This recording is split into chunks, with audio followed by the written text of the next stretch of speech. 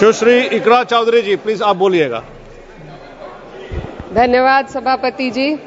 मैं सबसे पहले दाद देना चाहती हूँ इस बिल के टाइमिंग की कि अभी ईद की रौनक बुझी भी नहीं थी और हमारी जड़ों पर एक नया फरमान लाया गया। पहले उत्तर प्रदेश में मुसलमानों को नमाज पढ़ने पर रोक लगाई और फिर सौगात में ये बिल लाया गया।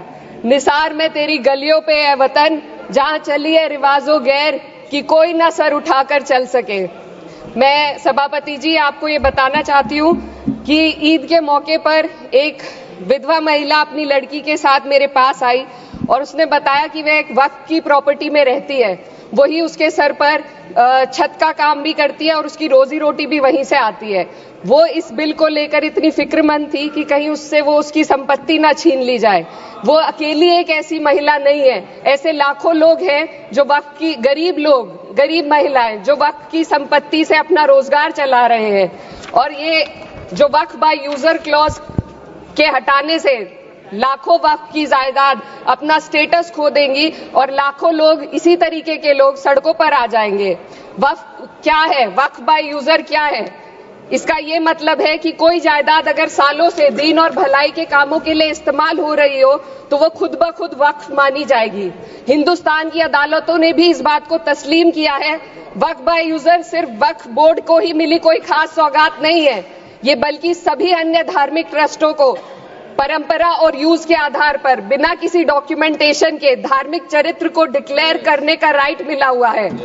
भारत के संविधान के आर्टिकल 13 क्लॉज 3 में कस्टम और यूसेज को कानूनी वैधानिकता प्रदान करता है। इसी आर्टिकल से वक्फ बाय यूजर भी निकला गया है। इस बिल के कानून बनने पर वक्फ बोर्ड तो इस प्रोविजन से हाथ धो बैठेगा, लेकिन अन्य धार्मिक ट्रस्टों को यह सुविधा जारी रहेगी। इससे भारतीय संविधान के आर्टिकल 14 और 15 का सीधा उल्लंघन है, जो धर्म और जाति के आधार पर भेदभाव और कानून के सामने सभी की बराबरी पर जोर देता है। मैं इसके साथ ये भी कहना चाहती हूँ कि सत्ता के लोग जो एक दूसरे की पीठ थपथपा रहे हैं कि वक्फ बाय यूजर का जो अमेंडमेंट इन्होंने दिया उसको एक्सेप्ट कर लिया गया है, लेकिन इनकी शरारत यह है कि उसके साथ ही एक ऐसा प्रोवाइजो इसमें शामिल किया गया जिसके आधार पर यह कहा गया है कि अगर कोई भी वक्फ की संपत्ति विवादित हो तो वो अपना वक्फ स्टेटस खो देगी। तो जो अमेंडमेंट इन्होंने दिया है जिसको एक्सेप्ट कर लिया गया है उसका कोई मतलब नहीं है, ये इनकी नीयत है जो साफ जाहिर हो रही है। सोने पर सुहागा एक काम और किया है, सरकार ने वक्फ की कानून के सेक्शन 107 को हटाकर लिमिटेशन एक्ट में 12 साल तक ही किसी के खिलाफ अदालत में जाने का प्रोविजन है। सेक्शन 107 में बोर्ड को लिमिटेशन एक्ट से राहत मिली हुई थी। वक्फ बोर्ड कभी भी अवैध कब्जाधारियों के खिलाफ अदालत जा सकता था। अगर ये सेक्शन ना हो तो अवैध कब्जा करने वाले लोग कानूनी प्रक्रिया का फायदा उठाकर वक्फ की प्रॉपर्टी को हड़प सकते हैं। अन्य धार्मिक ट्रस्टों पर भी ये लिमिटेशन एक्ट लागू नहीं होती, तो फिर वक्फ बोर्ड के साथ ये सौतेला रवैया क्यों किया जा रहा है? धर्म को देखकर दोहरी नीति क्यों अपनाई जा रही है? सेक्शन 107 और वक्फ बाय यूजर को अगर एक साथ पढ़ा जाए तो इससे लाखों वक्फ की प्रॉपर्टी पर कब्जा किया जाएगा। इसलिए ये बिल मुसलमान की भलाई का नहीं बल्कि उनके वजूद और विरासत को मिटाने का बिल है।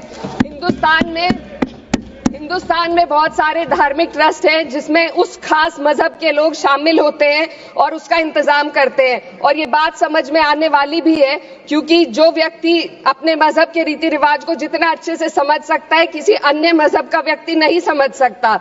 आर्टिकल 26 क्लॉज 2 के तहत धार्मिक संप्रदाय को अपने मजहबी इदारों के एडमिनिस्ट्रेशन का हक देता है, लेकिन वक्फ बोर्ड के बारे में इसको उल्टा किया जा। Sir 2 minute sir please 2 minutes. सरकार इसे एक सेक्युलर बॉडी मान रही है और इसमें गैर मुस्लिमों को शामिल करने की बात कह रही है। आपके मुंह से सेक्युलरिज्म की बात सुनकर अच्छा लगा, लेकिन अगले ही पल ये भ्रम टूट जाता है क्योंकि आपको सिर्फ दान देने के लिए प्रैक्टिसिंग मुस्लिम का आपने क्लॉज डाला है, लेकिन बोर्ड में बैठने के लिए मुस्लिम होने की कोई आपकी क्लॉज नहीं है। तो इससे आपकी जो दोहरी नीति है वो साफ जाहिर होती है।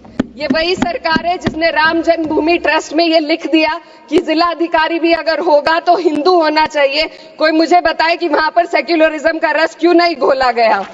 सर, आखिर में मैं अपनी बात को खत्म करने से पहले महिलाओं का मुद्दा बार बार उठाया जा रहा है। सरकार का कहना है कि बोर्ड में मुस्लिम महिलाओं को रिप्रेजेंटेशन देंगे। इस कानून से पहले भी मुस्लिम महिलाएं बोर्ड में मेंबर रह चुकी हैं और मिनिमम 2 का प्रोविजन था, उससे ज्यादा भी हो सकती थी। सर, मैं ये कहना चाहती हूँ कि सरकार ने महिलाओं के लिए ऐसा कौन सा नया काम किया जिसका ढिंडोरा सरकार का हर सदस्य पीट रहा है। इस बात की तायीद अगर आपकी तरफ से कोई मुस्लिम महिला करती तो हम उसका यकीन भी करते, लेकिन अफसोस आपकी इतनी लंबी कतार में एक भी मुस्लिम महिला नजर नहीं आती है।